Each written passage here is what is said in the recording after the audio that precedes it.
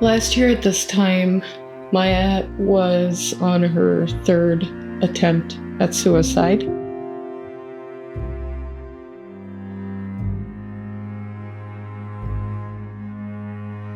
The last time was very traumatic for me.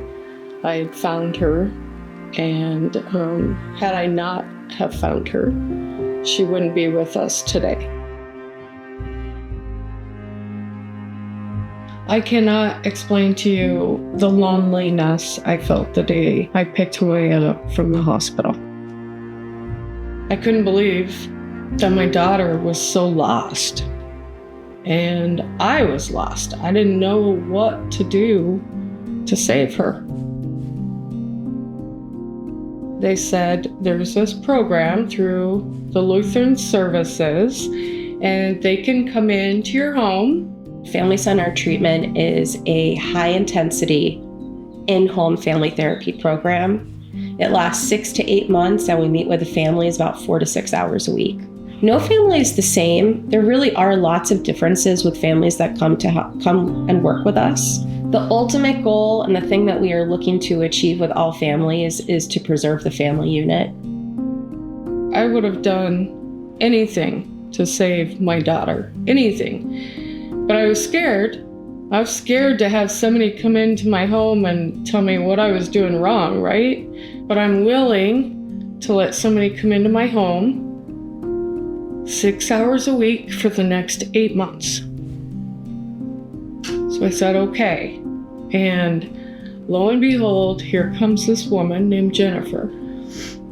And she walked in my house and she had this bright smile. It's important to me that when I meet a family for the first time, that they recognize that I want to be in their home and I'm here to be on this journey with them from start to finish. And I'm going to show up every time. It's important that I show I'm consistent and reliable and that I'm going to be a part of this family's movement forward and they're not alone. I had felt such hopelessness for so many months. And that day she walked out was the first day I felt hope. It's all I felt was just there's some light at the end of the tunnel. And I knew there was going to be work that I had to do.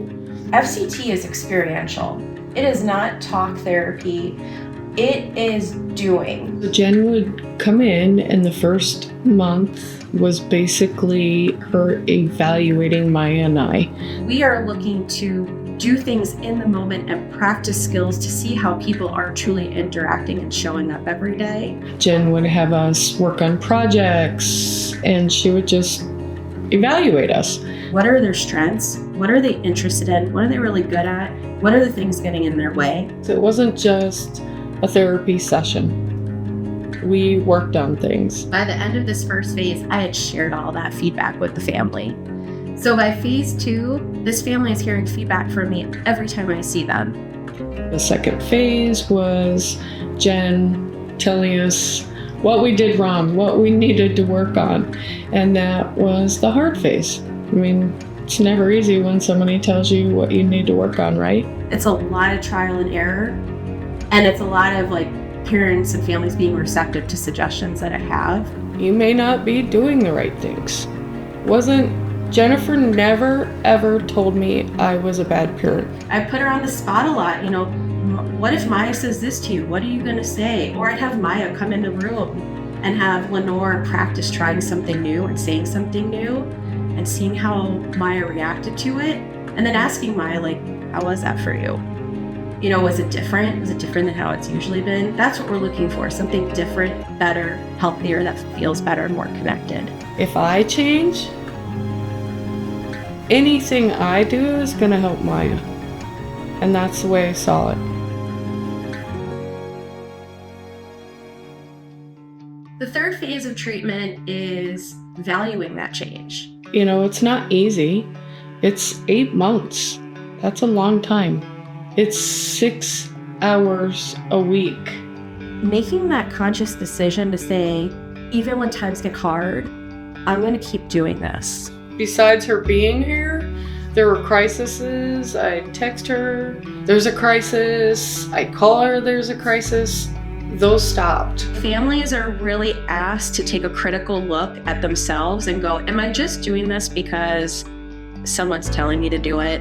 What I decided Maya and I needed to make our relationship work was we needed not to be equal, but we needed a balance and we needed total respect in this house. Lenore made a conscious decision at that time in treatment to devote her energy to continuing the process of improving herself and the family and her relationship with Maya. She needed to be heard, I needed to be heard, and we needed a relationship. There are days that come up and it's a hard day. What am I gonna do? I'll be honest, not every day is easy, but I think that we have the tools to guide us in the right direction.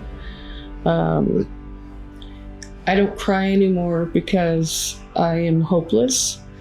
When I shed tears, they're tears of happiness, because I'm proud of Maya.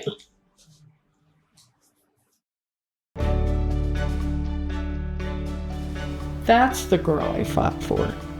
And that's why I'm telling our story. It's why I'll continue to tell our story.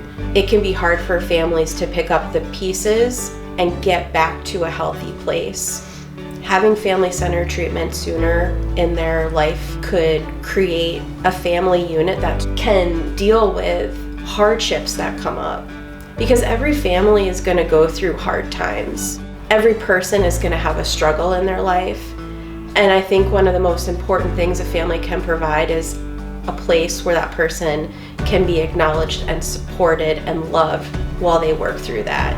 Suicide is a parent's worst nightmare. And so I never want another parent to feel that anguish alone. Obviously, they're going to feel it, but I want to be there holding their hand.